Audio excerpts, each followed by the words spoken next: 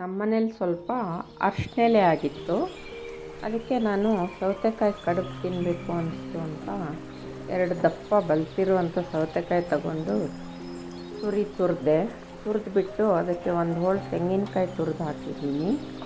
ಮತ್ತು ಅದು ಚಿಕ್ಕಷ್ಟು ಬೆಲ್ಲ, ಸ್ವಲ್ಪ ಉಪ್ಪು, ಏಲಕ್ಕಿ ಪುಡಿ ಹಾಕಿ ಈ ಥರ ಹದದಲ್ಲಿ ಕಲಸಿದ್ದೀನಿ. ಈ ಹದ ಇಡ್ಲಿ ಹಿಟ್ಟಿನ ಥರ ಇರಬೇಕು. ತುಂಬ ನೀರು ಥರ ಇದ್ದರೆ ಅದನ್ನು ಬತ್ತಿಸ್ಕೋಬೇಕು, ಇಲ್ಲಾಂದರೆ ಎಲೆಯಲ್ಲಿ ನಿಲ್ಲೋದಿಲ್ಲ.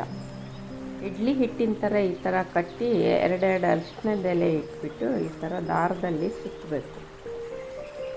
2 ಅರಿಶಿಣದ ಎಲೆ ತೊಗೊಂಡು ಎಲ್ಲ ದಾರದಲ್ಲಿ ಸುತ್ತಿ ಇಡ್ಲಿ ಪಾತ್ರೆಯಲ್ಲಿ ಇಡಬೇಕು.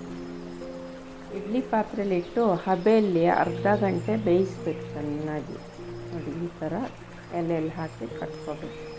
ಹಬೆಯಲ್ಲಿ ಅರ್ಧ ಗಂಟೆಯಲ್ಲೇ ಬೆಂದುಬಿಡುತ್ತೆ. ಚೆನ್ನಾಗಿ ಬೆಂದ ತಕ್ಷಣ ಇದನ್ನು ತುಪ್ಪ ಹಾಕ್ಕೊಂಡು ತಿನ್ನಬೇಕು. ಮಕ್ಕಳಿಗೆಲ್ಲ ಕೊಡಬೇಕು, ಇದು ಭಾಳ ಒಳ್ಳೆಯದು. ಬೆಂದಿರುತ್ತಲ್ವ, ಶೀತನೂ ಆಗೋದಿಲ್ಲ. ಮತ್ತು ಇದು ಆ್ಯಂಟಿಬಯೋಟಿಕ್ ಆಗಿರೋದ್ರಿಂದ ಅರಿಶಿಣೆಲೆ ಹೆಲ್ತಿಗೂ ಒಳ್ಳೆಯದು. ವಯಸ್ಕರಿಗೂ ಕೊಡ್ಬೋದು, ಮಕ್ಕಳಿಗೂ ಕೊಡ್ಬೋದು. ತುಪ್ಪ ಹಾಕ್ಕೊಂಡು ತಿಂದ್ರಂತೂ ತುಂಬ ಸೂಪರಾಗಿರುತ್ತೆ. ನೀವು ಈ ಥರ ಮಾಡಿ ನೋಡಿ, ನನಗೂ ಕಮೆಂಟ್ ಮಾಡಿ ಹೇಗಿತ್ತು ಅಂತ ತಿಳಿಸಿ. ಅರ್ಧ ಗಂಟೆ ಒಳಗೆ ಬೆಂದುಬಿಡುತ್ತೆ. ನೋಡಿ, ಈ ಥರ ಎಲ್ಲ ಕಟ್ಟಿ ನಾನು ಈಗ ಹಬೆಯಲ್ಲಿ ಬೇಯಕ್ಕಿಟ್ಟಿದ್ದೀನಿ. ಬೆಂದಾದಮೇಲೆ ಹೇಗಿರುತ್ತೆ ನೋಡಿ,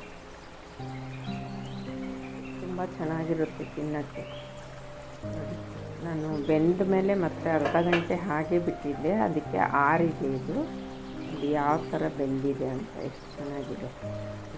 ಈ ಥರ ನೀವು ಮಾಡಿ ನೋಡಿ, ಕಮೆಂಟ್ ಮಾಡಿ ಹೇಗಿತ್ತು ಅಂತ ತಿಳಿಸಿ.